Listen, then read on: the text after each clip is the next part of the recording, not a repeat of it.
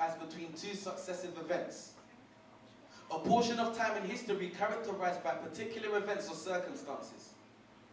A particular part of a day, year, season, or period. See, some of these definitions were unusual, some new to me. But the one that struck me the most was the right occasion or opportunity. See, time is indefinite. That means there is no end. So once we're gone, there will still be a continuation of life. Which means we should live our lives because we have some things like time to our disposal. Imagine for a moment you had time and you can hold it. What would be next for this world we're involved in? There's not enough hours in a day, I've heard some say.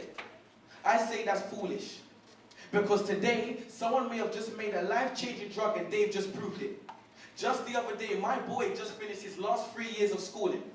Someone's life was probably a mess and they just gave their life to Christ as they never knew him. And you had the same amount of hours in a day and you never used it. How foolish. 24 hours in a day. That's 1,440 minutes, 86,400 seconds to your disposal. Let me make a proposal. Take time out from tweeting on Twitter trying to secure that babes via DM. Work consistently hard AM to PM and tell me if it's a stretch to secure that Audi or BM. Put work in. Nah, that's so long. I ain't got time to. Well, that's double pay if you're willing to put your mind to.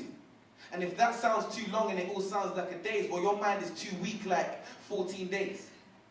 Funny how the sound of the clock goes by, but we never watch how the tick tocks till we stop and pay attention to time. That's free. Come on, bro, let's see how reliable some could be when it comes to making a scene about living like kings and queens, in comparison to those who don't have time to.